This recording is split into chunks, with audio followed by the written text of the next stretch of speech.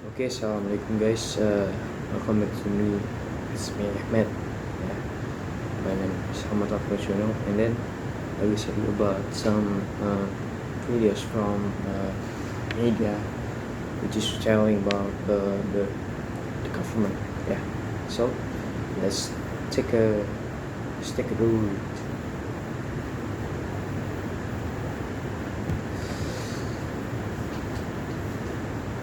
This man has been in the news all month for surprising everyone with his resignation from Riyadh. Yeah, I will explain this into Indonesian language. Okay, so this is it. Pria ini telah menjadi berita sepanjang bulan karena mengejutkan semua orang dengan pengunduran dirinya dari Riyadh. Yeah.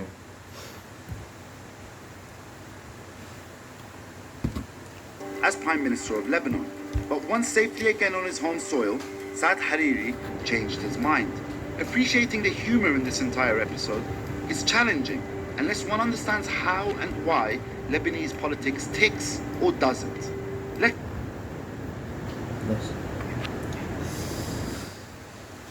Sebagai Perdana Menteri Lebanon, tapi sekali lagi dengan selamat di tanah airnya, Saad Hariri berubah pikiran menghargai humor di seluruh episode ini, menantang kecuali seseorang memahami bagaimana dan mengapa politik Lebanon berdetak atau tidak. Let's go back to 1989.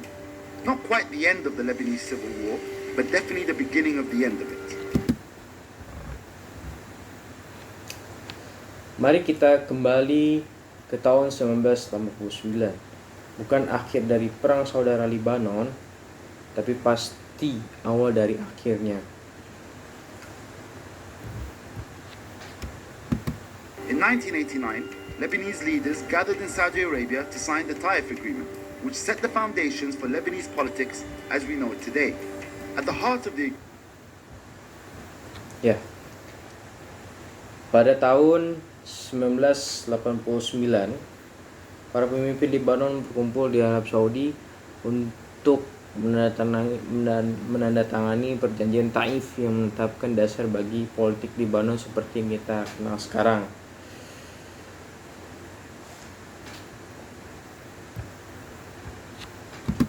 agreement was Lebanon's principle of coexistence, which aimed to ensure power was spread equally across all religious sects. This is important.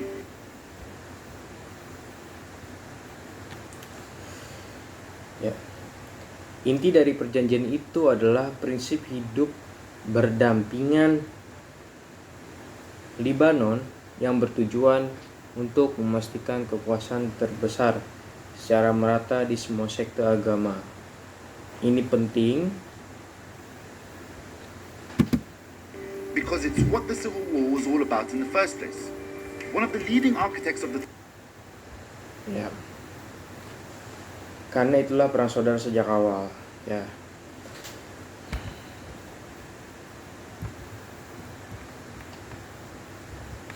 Taif Agreement was Rafiq Hariri, who later became Prime Minister. Now let's go forward a bit. February 2005.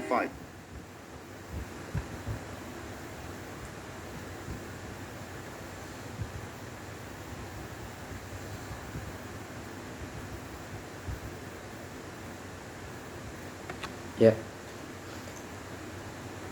Salah satu arsitek terkemuka perjanjian Taif adalah Rafiq Hariri atau dari ayah dari Saad Hariri yang kemudian menjadi Perdana Menteri. Sekarang mari kita maju sedikit Februari 2005. Rafiq Hariri is assassinated in a car bomb attack in downtown Beirut. Ya. Rafiq Hariri tewas dalam serangan bom mobil di pusat kota Beirut. It divided Lebanon into two camps. Those who believe Syria and Hezbollah were behind Hariri's death, or the March 14th alliance, and those who didn't, the March 8 Alliance, birthing Lebanon's two main political blocs. The March 8 Ya, itu membagi Lebanon menjadi dua kubu. Mereka yang percaya Syria dan Hizbullah berada di belakang kematian Hariri atau aliansi 14 Maret, dan mereka yang tidak, aliansi 8 Maret, melahirkan dua blok politik utama Lebanon. 8 Alliance is made up of Hezbollah and is supported by Iran, led by President Michel Aoun. The March 4 Aliansi 8 Maret terdiri dari Hizbullah dan didukung oleh Iran, dipimpin oleh Presiden Michel Aoun. 14 Alliance consists of the Future Movement and is supported by Saudi, led by Prime Minister Saad Hariri. Both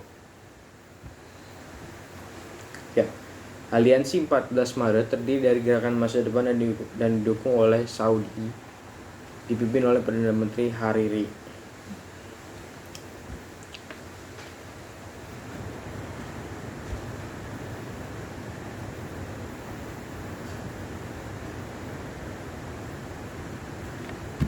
Both camps follow the lead of their foreign backers, which so far hasn't led to an all-out proxy war in Lebanon.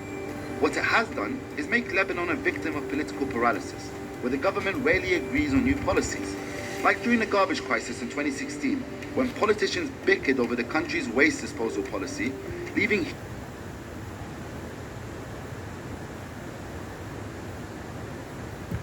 heaps of uncollected garbage across Beirut. Ya, kedua kubu mengikuti jejak pendukung asing mereka yang sejauh ini belum menyebabkan perang proksi habis-habisan di Lebanon.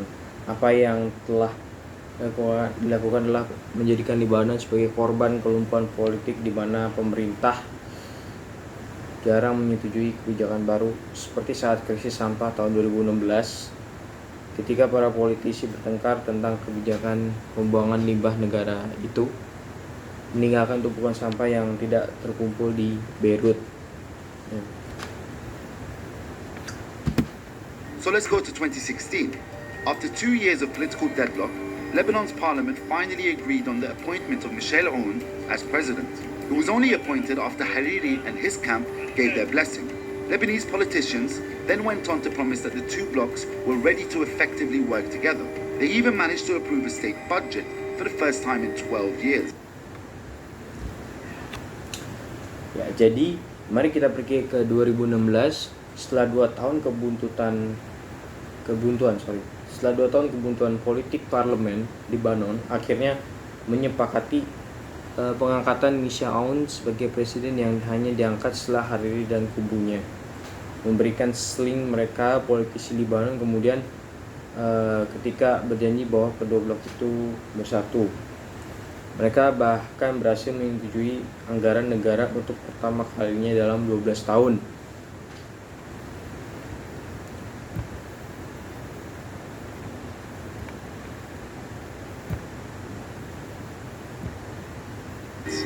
Fast forward to November 4th, 2017.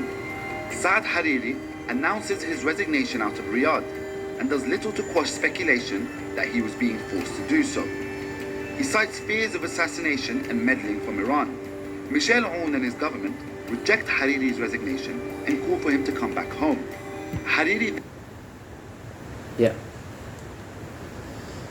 maju cepat hingga 4 November 2017 saat Hariri mengumumkan mengundur dirinya dari Riyadh dan tidak berbuat banyak untuk membatalkan spekulasi bahwa dia dipaksa untuk melakukannya.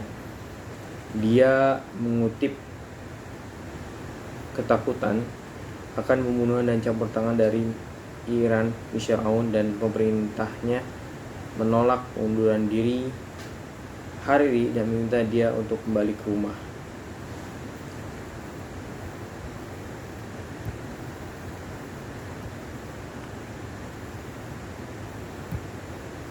then arrives in Beirut, suspends his resignation, and tones down his anti-Iran rhetoric. Now it's unclear what Hariri will do next, and whether he will follow through with his resignation or not. So Lebanon currently stands at a precipice. Hariri's next move could either reignite the bitter rivalry between the two blocs or ease them if he decides to resume his post. For now, Lebanese politics finds itself back in a state of disarray, and the hope sparked in 2016 by the cooperation between Michel Aoun and Saad Hariri now seems like a distant memory. So Ya. Oke. Hariri kemudian ya tiba di Beirut menangguhkan pengunduran dirinya dan meredam retorika anti-Irannya. Sekarang tidak jelas apa yang akan dilakukan Hariri selanjutnya dan apakah dia akan menindaklanjuti dengan pengunduran dirinya atau tidak. Jadi Lebanon saat ini berdiri di tebing ya. Langkah Hariri selanjutnya dapat menyalakan kembali persaingan sengit antara dua blok atau meredakan mereka jika dia memutuskan untuk melanjutkan jabatannya. Untuk saat ini, politik Lebanon menemukan dirinya kembali dalam keadaan kacau dan harapan yang dipicu pada tahun 2016 oleh kerjasama antara Michel Aoun dan Saad Hariri sekarang tampak seperti kenangan yang jauh.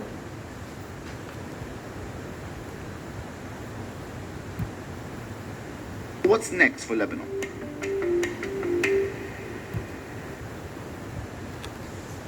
Jadi apa selanjutnya untuk Lebanon? Don't forget to leave a comment, subscribe, share this video.